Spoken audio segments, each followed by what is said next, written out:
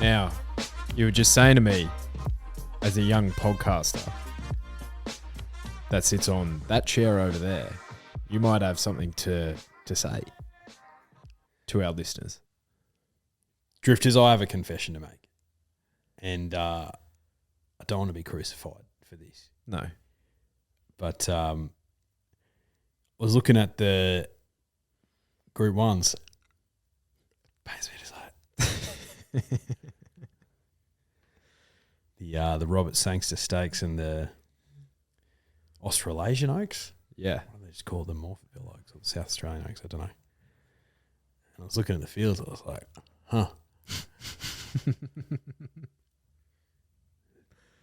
These look pretty good.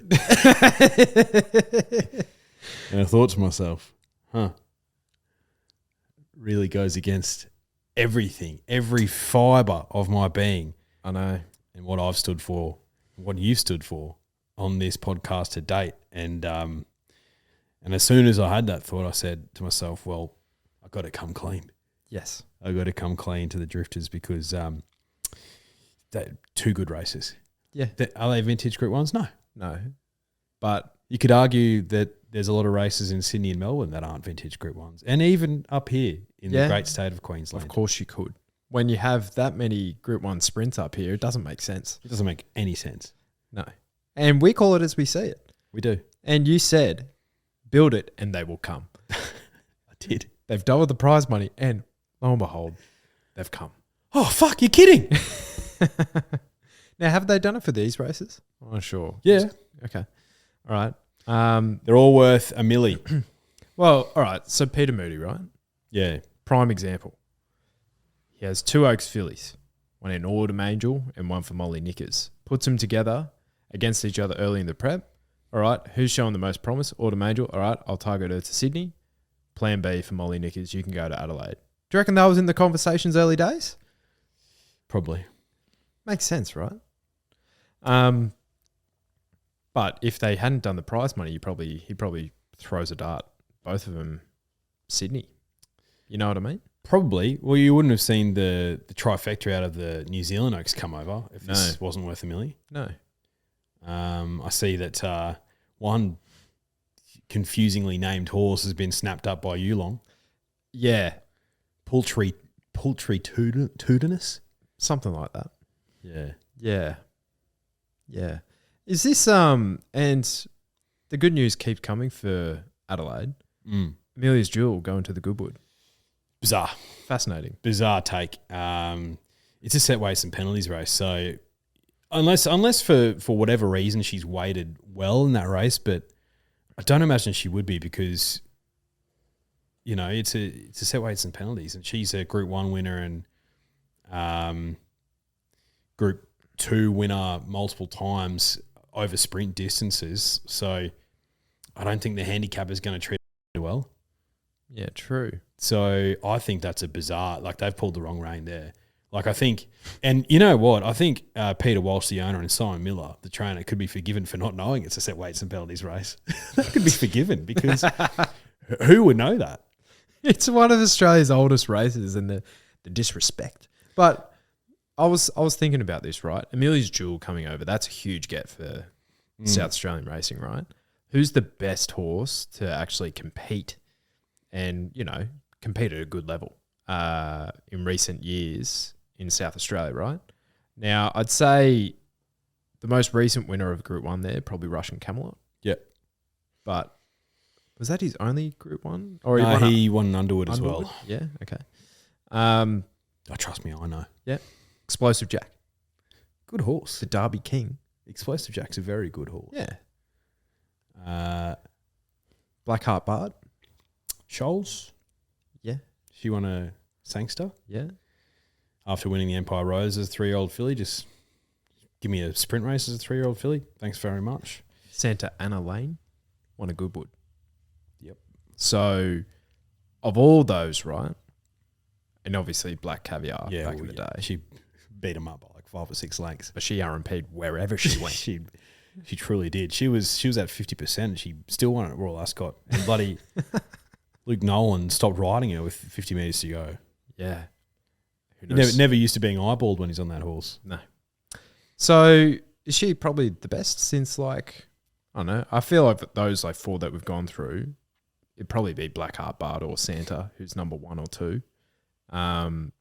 She the best since those? Oh, without doing any research, yeah. Yeah. Yeah, I think so. She's very good. There's been a lot of discourse about her this week post her second in the Quokka. I've consumed none of it. Look, what I've consumed is that I think the general consensus, as we've always known, is that she's good enough to win good sprint races, but she'll be better out over further. Like, we know this. Yeah.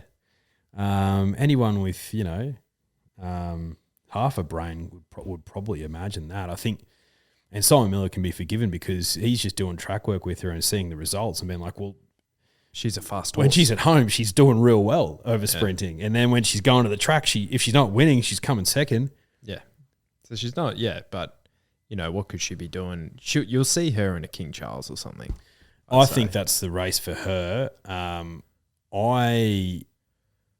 Would she be a red hot favourite in a race like that? Yet to be determined. I think she's probably better off sticking to mare's grade and RMPing, and there's nothing wrong with that. Empire Rose. Yeah, okay. Empire Rose, but I could also see Annabelle Neesham, which, you know, wasn't the first person I thought of to train Amelia's Jewel, but I think I put forward her name. You did, yeah. I think she's a great shout because Zaki, the Wait for Age stable star's retired.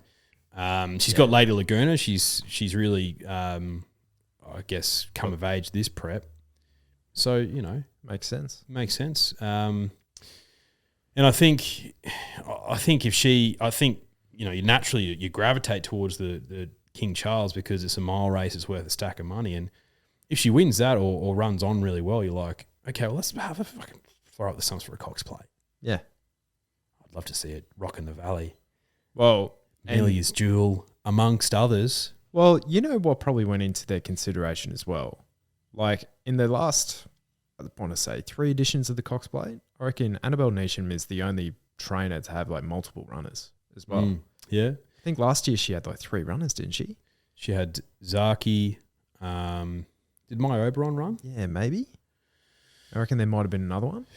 Yeah, she's she would have had top ranked before he was retired, which is a bit of a shame because he would have given that race a shake, I think. Yeah. Devastated you dead-heated that day. Half my dividend. Yeah, devastating. Good looking horse too. Yeah. Still has his nuts. I wonder what he's doing right now. Oh, well, it's off season, so not doing his best work, but just giving the little floaters a rest. Yeah. A well-earned rest. Yeah. Well, that Cox Plate is shaping up to be phenomenal as it is every year. It'll miss a certain 4-year-old though, because he's not going to be racing on. He's going to stud Militarise. Yeah. So there was 2 that were announced during the week, right? Militarise and Shinzo. That's right. Yep. Both announced on the same day. The 2-year-old Group 1 winners from last year, obviously not including King Colorado. So he's continuing. Okay. Oh, look, would he go to stud with Alpine Edge? Would he? Or would he get the snip and keep running? Or will we see him again in a Cox Plate? Maybe. It'd be one of the great training performances. I reckon Kieran Maher would be going like, geld this thing, please. If Kieran Maher manages to get that thing to win another Group 1 with its nuts still attached to its body. Best trainer in Australia. Oh, not only that, the best training performance since Kieran Maher with Prodigy. So he would have trumped himself not even 12 months later. Oh, did you see old mate, the owner? Tony? Oh, mate. I did. As you know, drifters, or you might not know, but I'm not a Twitter guy. Holy smokes! It's a rarity for me to jump on there. But I saw the stories, so I had to venture on there. And bro, winding the window down with a submachine gun and just letting it fly, just driving by everyone and just spitting bullets. So, gee, where did this come from, Tony? Mate, he's like, aren't your pockets full of cash? Shouldn't you be out spending it somewhere? Nah, he's firing bullets. So RSM posted a picture. Bring it on. James McDonald can't wait for another crack at Pride of Jenny with Via Sistina. Hey Macca, don't sook up because you got beaten by an Irish jumps jockey. He has more balls than you. Waiting for a cart on a $5.5 million horse is pretty piss weak. Next time, have a crack. And you know what? I fully fucking agree with him. You know what? There's a lot of truth to what he said. Yeah. Because J-Mac after the race was like, what did he say? Like, disappointing. Embarrassing. That's right. Yeah. He had his pants pulled down. Yeah, absolutely. Had his pants pulled down. Because it was, and we've talked about this ad nauseum, right? Yeah. Craig rode his horse to the best that his horse had to his horse's best ability to like run well in that race. Yep. But yeah, don't blame the player, mate. Blame the game. Look, yeah, I couldn't agree more. I was thinking about this a bit as well, and the comparisons have been made to Winks, and we put that to bed, I think. But like, imagine if that was Winks at the back with Huey Bowman on, and the exact same race panned out as it was, and then she missed out. Like poor Huey would have literally been like, oh mate, he wouldn't have been out. Like, if you ride in this country ever again, yeah, yeah, pretty much, yeah. Like he would have killed Bambi. Yeah, true. So you know, Via Sistina ain't Winks, but he gave the horse none. Yeah, he gave the horse absolutely none. Yep, love it. Love it. Now, second to Portsea. Are you any of the wiser where she's running? Oh, look at a few of the blokes in the ownership group said, based on Jack Bruce's message, it was leaning towards the sunny coast pre-barrier draw for this weekend. She's drawn gate 7 so she's basically drifters. She's accepted to run tomorrow on Anzac Day up the sunny coast. Race 1, number 4. Yep. She's drawn gate 10 there. I think she's probably a $4 favourite. Yep.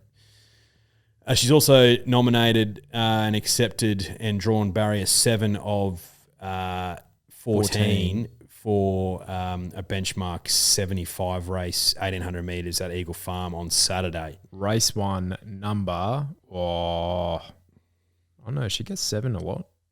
No, race 1 number 10, 1 scratching inside her, so she'd jump from barrier 6. Yep, okay, out of 14, and what price is she? She is $7.50. Okay. I'd prefer her to race on the Saturday, personally. Eagle Farm, she loves it there. Yeah, Eagle Farm, draws a good enough gate. Double the prize down money. in the weights, double the prize money, second go at 1,800 metres. Like, I'd prefer to run her there, but ultimately, whatever. So, she'll be running this weekend or on Thursday, Drifters. Anzac Day. So, yeah, race 1 on either program. You'll find her. We'll check the Instagram. We'll post when she's running. She's a great chance in both. Yes. Well said. I'd prefer her at Eagle Farm, actually, because it won't be as heavy.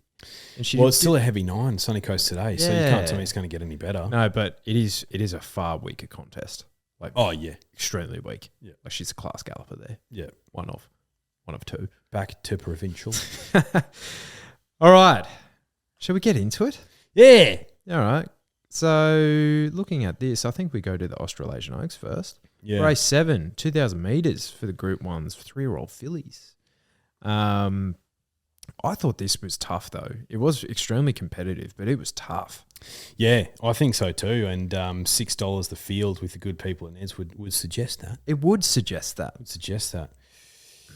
The first horse I looked at was Cancelo, the Adrian Knox Stakes form. And that form is Autumn Angel form, which is also Orchestral and Zardozi form, which is the best 3-year-old filly, staying filly form across Australia and New Zealand. And you're like, well, if it's running third there, then, that's a pretty obvious starting point. Chris Waller doesn't send her here. J-Mac's first weekend riding in Adelaide, it'd be just like him to R&P and, take the money locally and piss off. I could also see him not riding a winner and go like, I'm never coming back to this joint. Yeah, I could see that happening. So that was my starting point. And so I watched her and I thought, for a filly that's only had 6 starts, heading into her 7th on a heavy deck, which she didn't look like she enjoyed and finished off really nicely. Like, she has to be a winning chance from that gate with the Waller polish.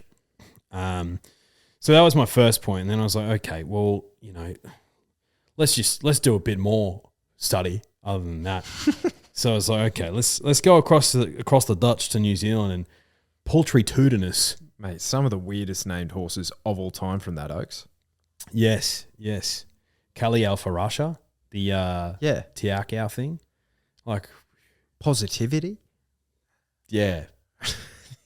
What is that shit?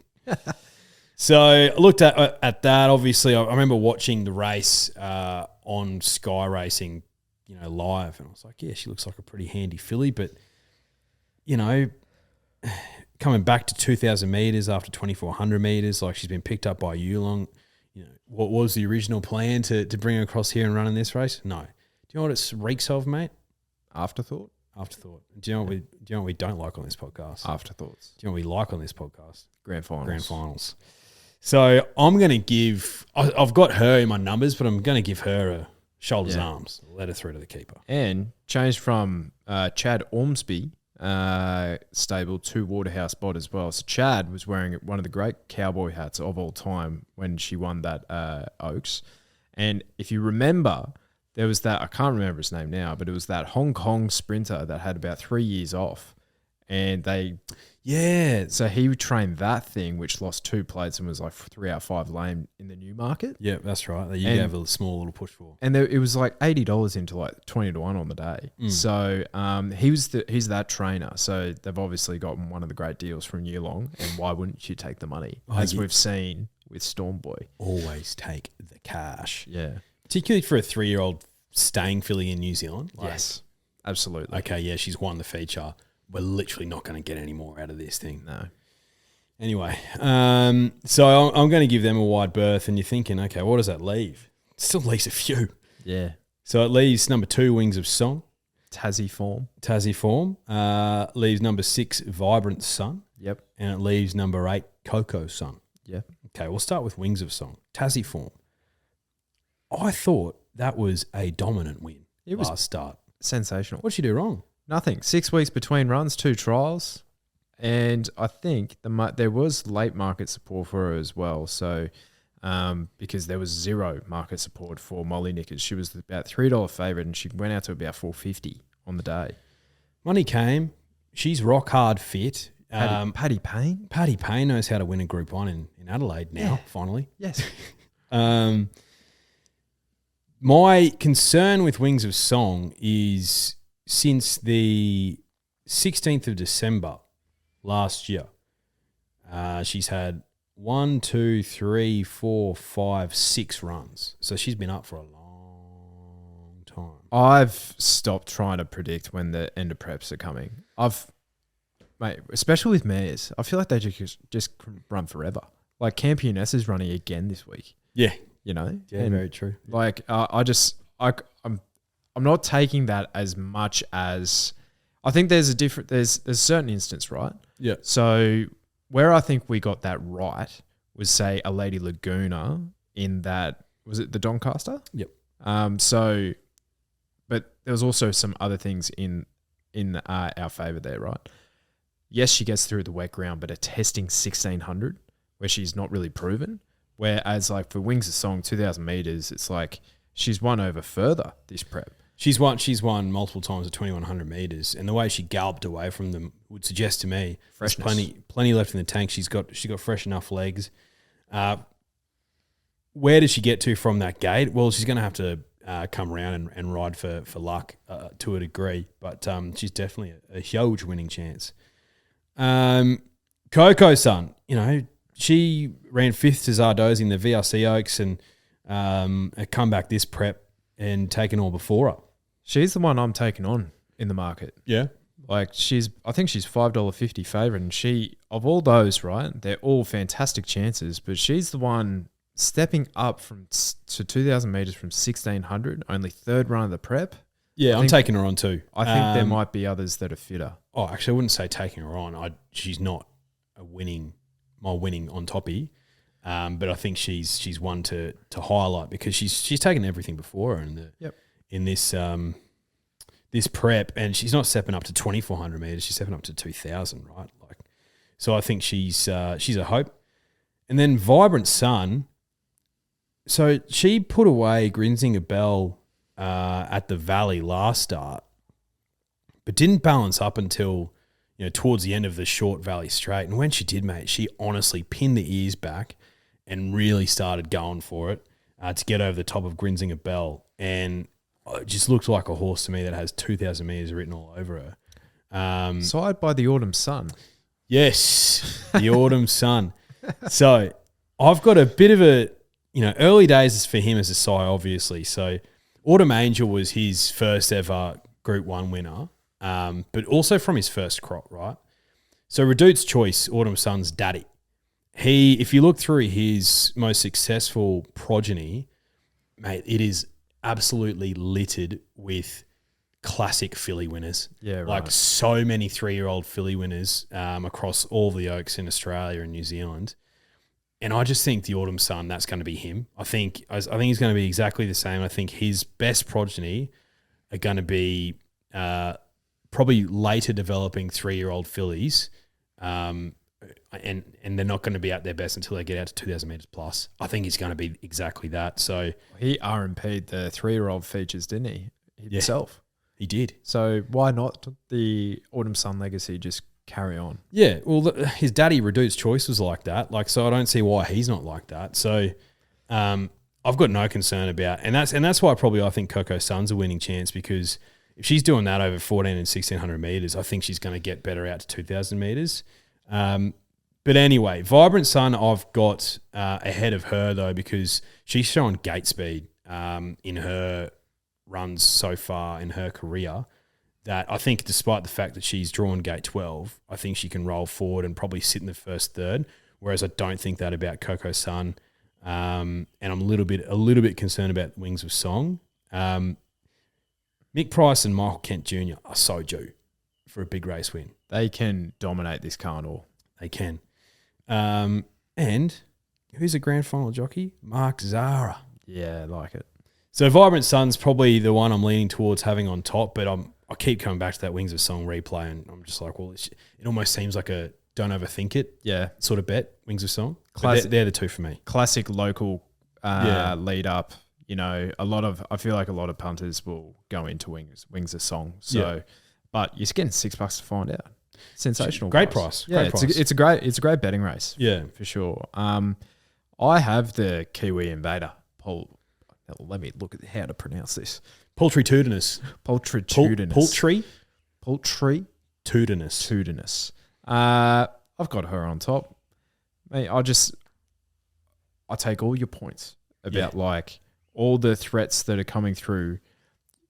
I just think at times like this, sometimes the New Zealand form is just superior. And arguably her win at 2,000 metres was just as good as her Oaks win, which both of them were sensational. So, what was that? 7 weeks between runs. She'll still have that residual fitness. They would have ticked her over with a trial. I think she's in with this with a sensational winning chance. All she needs to do from barrier 7 with TC on is sit forward to midfield, and she'll be awfully hard to beat because she's going to run it out. Oh yeah. Now, the other ones who I was thinking could have a chance, like Positivity was from that New Zealand Oaks as well. She was the one that was getting gunned down late. So, I think she will be the one that will be on speed for Andrew Forsman and Mickey D. Like, you have to respect Michael D, whatever he's riding, especially at 20-1.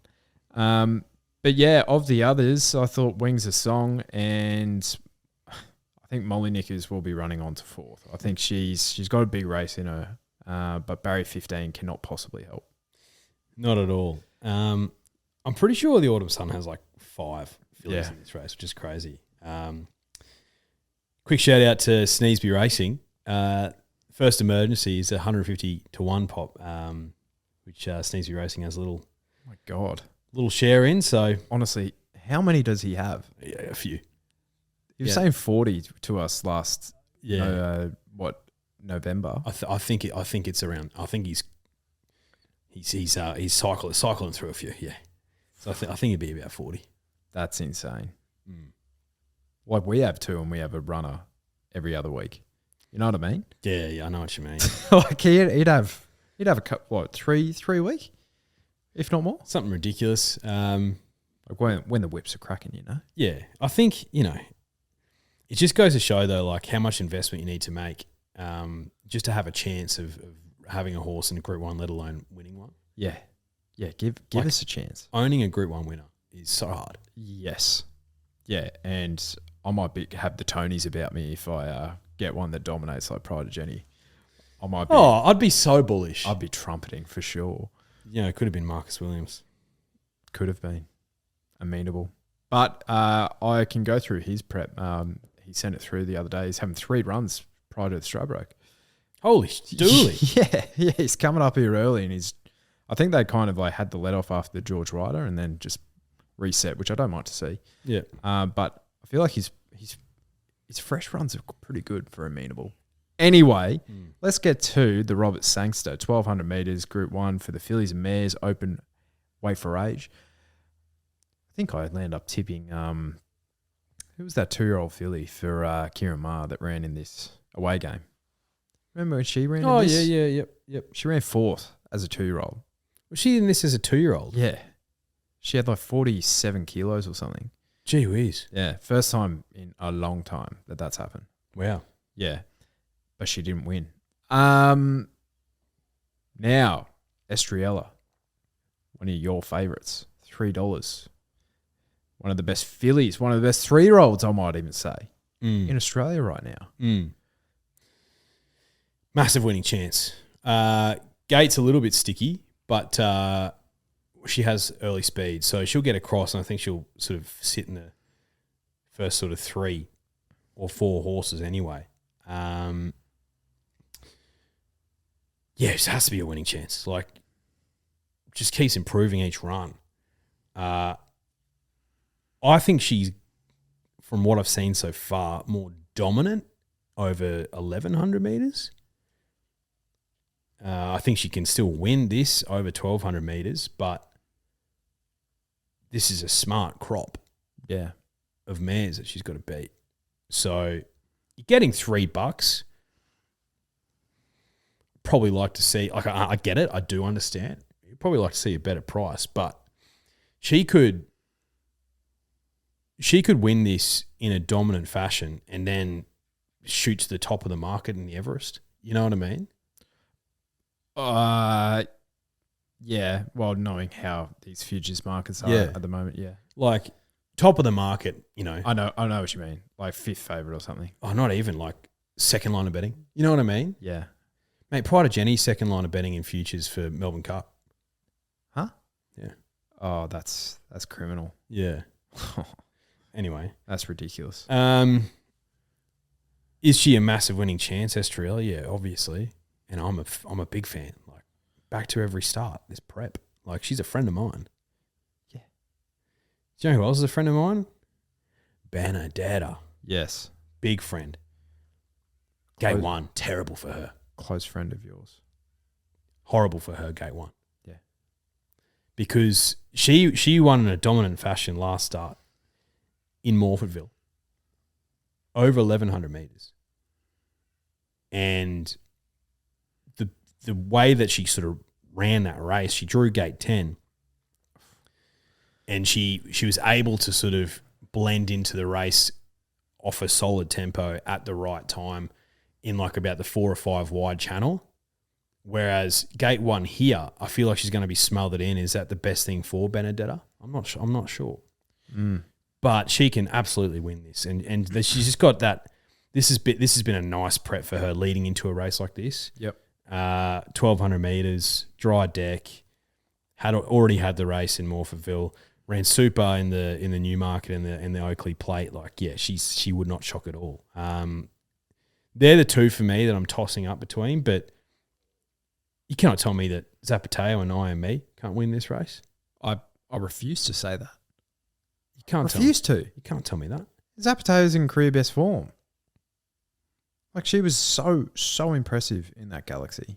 And so good. She's put in not a poor run this prep. Draws well. J Carr. I love the freshen up as well. I love the freshen up. 6 weeks between runs, and her fresh form is delightful. Big winning chance. I am me. Okay, let's have a look at her last 3 runs. Solid form behind her. Third to Imperatriz, 1,200 metres, first up. Last race of last prep, second to Magic Time with 56 kilos. Magic Time at 53.5 kilos. Start before that, Menicado, second to Imperatriz. Like, that's elite form. Absolutely elite form. She's battle hard and mare, Blake Shin on, draws gate 2. She wouldn't shock either. No, and, you know, I feel like this is, although it's a good race, is a drop down. Last time she dropped down, she absolutely dominated in the Sydney Stakes. Yes. From barrier 2, Shin on, just you know where she's going to be. She's going to be leading this field. Yeah. So they're the 4 for me, and I'm finding it really hard to split them. Drifters, and this is probably going to be an occasion where my heart bets more so than my head, because I am me and Zapateo have never been mine. But Benedetta and Estriella are mine. So one or two of them will be on top for me. But I'm seeing pretty much everyone tipping Estriella. I don't think it's that straightforward. No, I don't think so either. No, because I've always had, looking at her this prep, I'm like, you have been sensational at that 1,100 metres. I think that 1,200 metres is a little bit of a query for me. And if she does it at this grade, because like you look at her 1,200 metre win down the straight, she beat Robrick and Cabulis.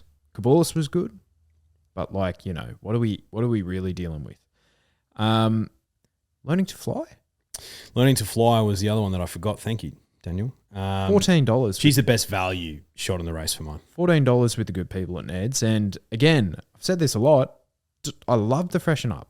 Yep. They scratched her twice. So I feel like this is plan B or C, but 1,200 metres fresh up where she was sensational first up. Really, really good. Absolutely charging the line. This is harder, so you're getting a better price though. $14 if you like her, absolutely. Yeah. Have to ride her cold, which you do see her unleash that turn of foot late. So Chad could still break his Group 1 duck. He still could. I forgot about her. Thank you, mate. So yeah, she's a great value chance. Doesn't stop there, but yeah, I was looking at it today and I was like, oh, it's a good race. Yep. I want to take on the favourites in both Group 1s, leaving them out of my numbers for both. I want Estriella to run well. Like, I think she's, you know, the next, and we've seen all these dominant mares over recent years. She could be that in the sprinting ranks. I'd love to see it. Zapateo clearly on top for me. I've been looking at that galaxy where it was so close for us, so close with Sunshine in Paris.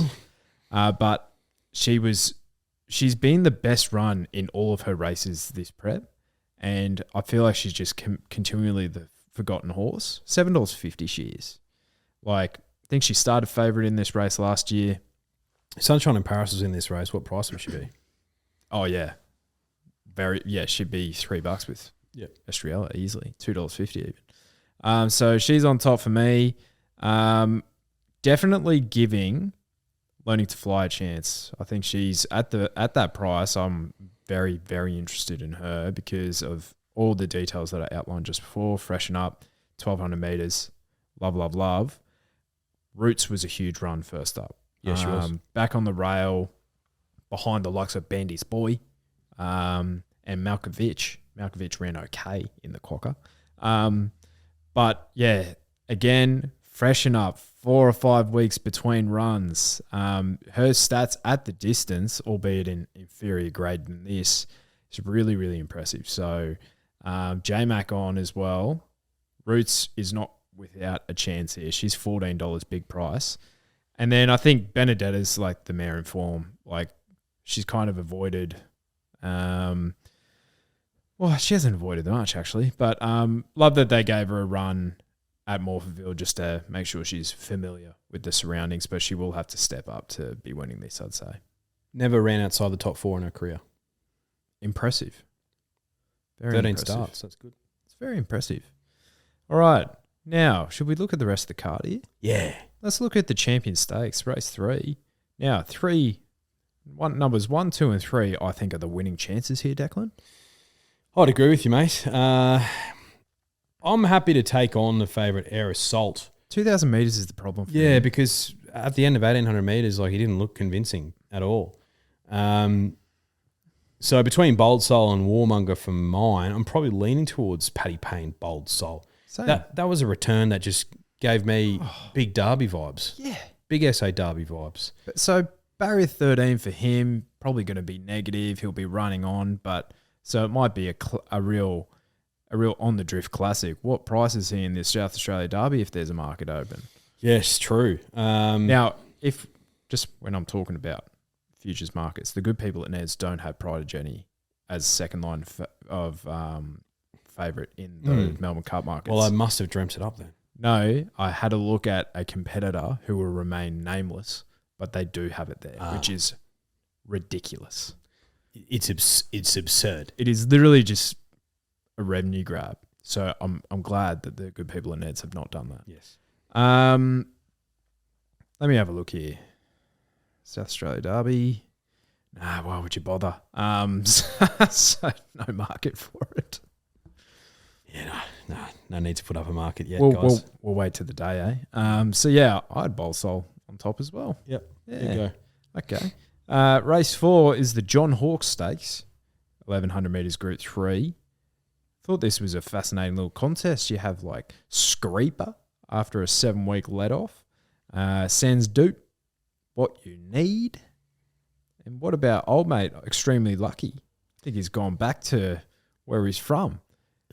The Chris Waller experiment didn't work. No, clearly. I think he's too worried about all his 2-year-old colts. So, What You Need. Interesting runner last start. Got brained by Sans Dude. That was first up after a year. Do you give him a wide berth second up?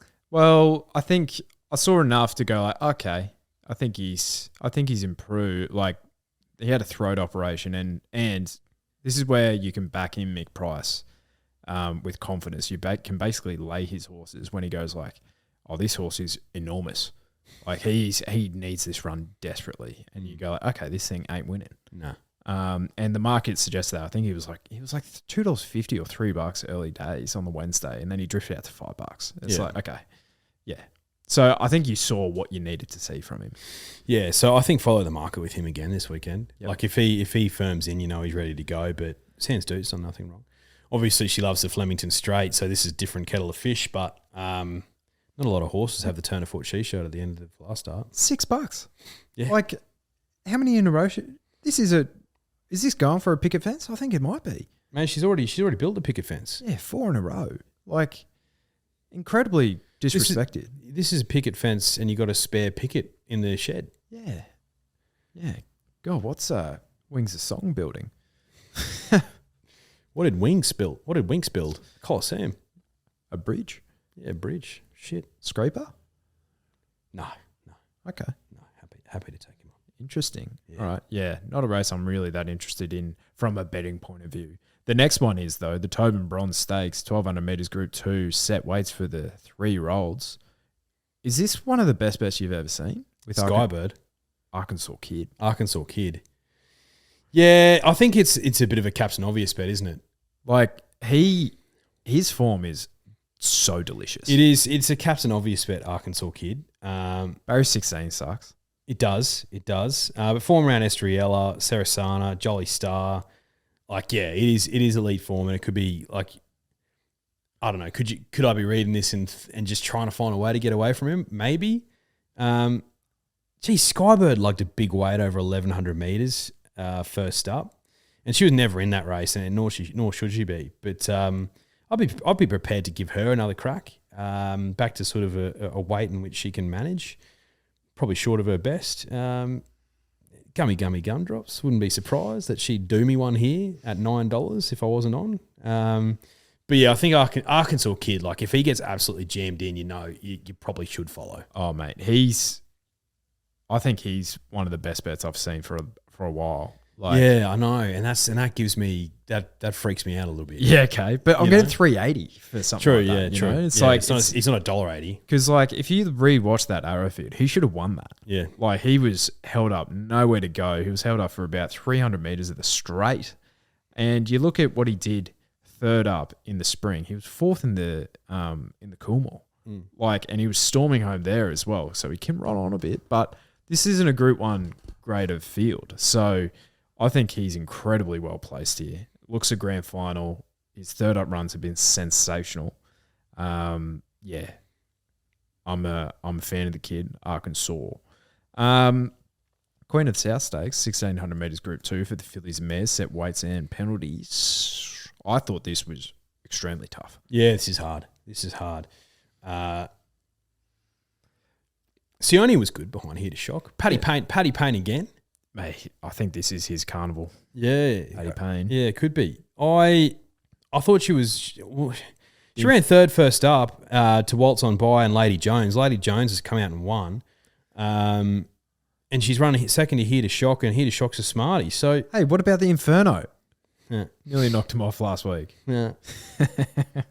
Funny. So, like, I think that form reads well. Like, I think that's a bet. She's drawn well. Yeah. Like, Lady Jones wouldn't shock, but I think she's probably more of a 1400 metre horse, Lady Jones. Well, you'd know. Oh, mate, if I'm running any further than 1400 metres, I'm pulling a hammy. So, yeah, she's probably the one for me. And they're the Ruby Saki Silks. Ruby Saki.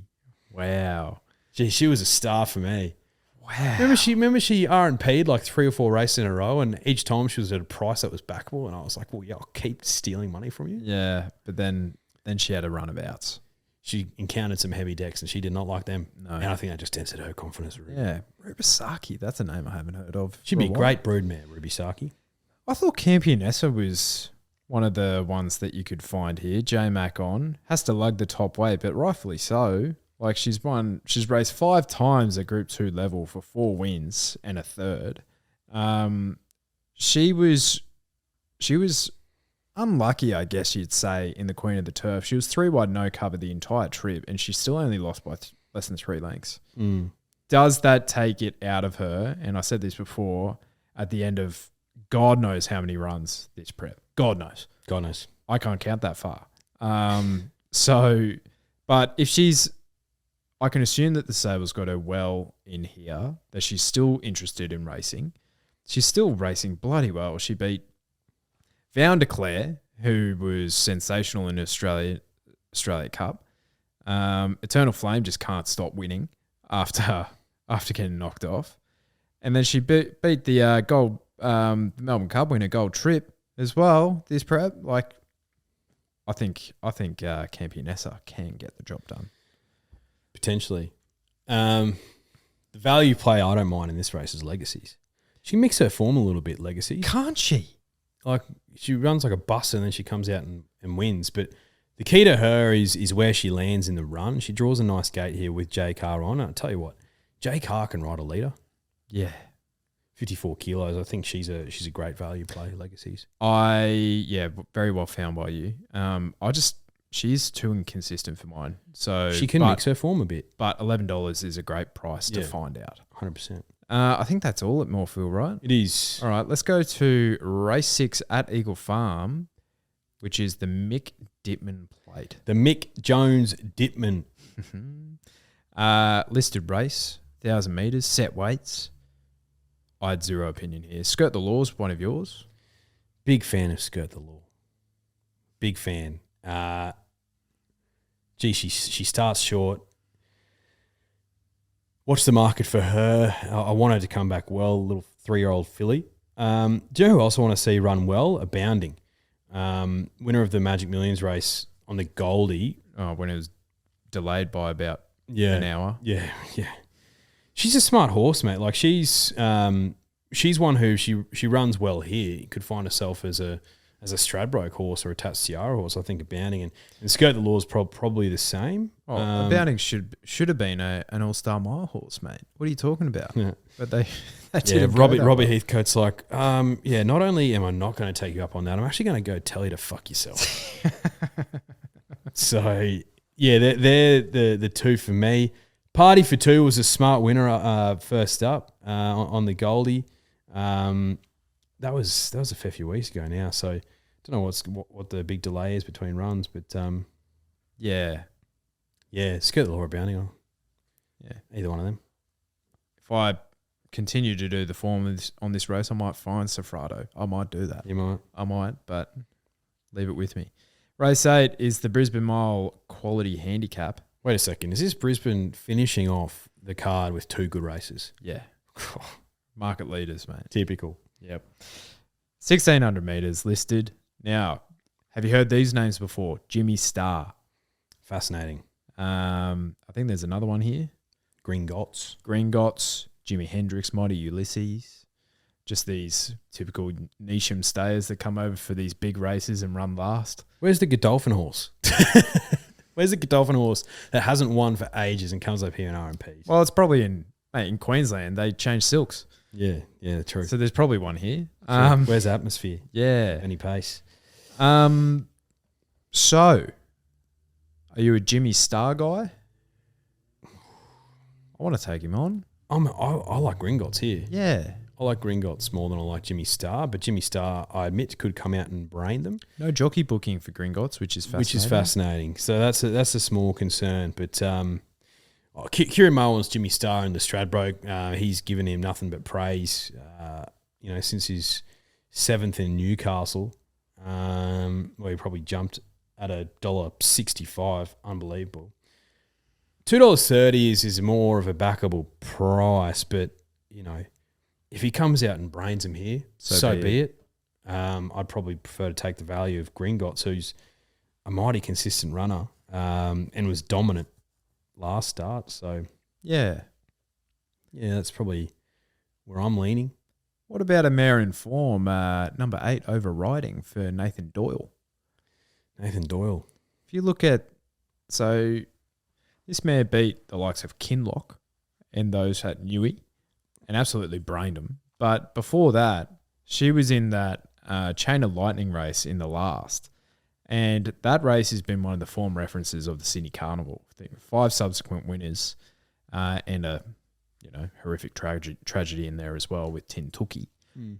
But Chain of Lightning form, I feel like that's good enough to win this. Good form. And you're getting $8.50 there, 53 kilos, barrier 1.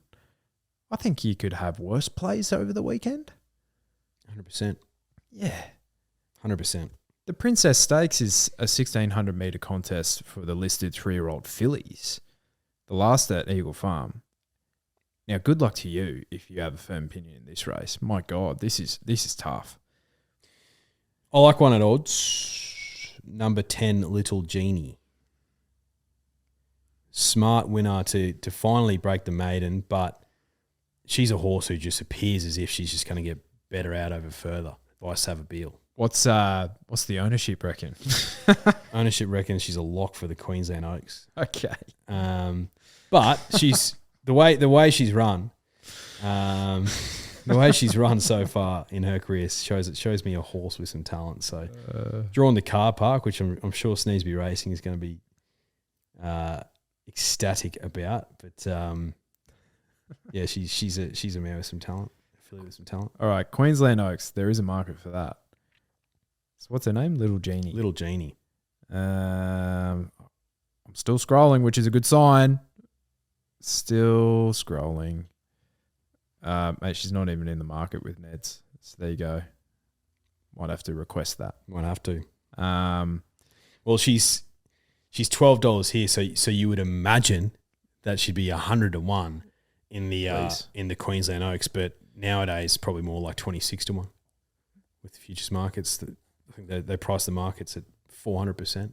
Ridiculous. Yeah. Now, if you're a fan of winning form, Exotic Miss on the quick backup beat Transatlantic and Presslink, who I was very keen on last week. On the quick backup is the $3.70 favourite. I wouldn't be really diving into her, and Barry 23 sucks for her, but sucks. 23 is bad. really bad. Really bad, unless you're like Michael Jordan. Yeah. Or like VE. Or LeBron James or VE. Yeah. She jumped from 18. First horse to ever win from barrier 18 in the Melbourne Cup. VE? Yep. In the 160-year history. Geez, J-Mac gave her an absolute peach, didn't he? One of his best. Yeah. Probably his best. Absolutely. Nothing was beaten her that day. No. But anyway. Got the text really late, like after race late. Yep. So that was good. Yeah, that's good. But credit where credit's due to the state of South Australia. Congratulations to you. They listened. Yeah. They listened to the podcast. We've been potting them for years. Well, there's only so much negativity that you can take until you have to take action. Oh, it's saved it. Like sport, like the sport down there was in bloody dire straits. Yeah. And I'm not saying it's out of the woods yet. No. But it was it was saved. So looks good. It looks good. That's all I can say. And we'll see how it goes on the weekend. Will the rail still be off? Yes. Best of luck. Best of luck.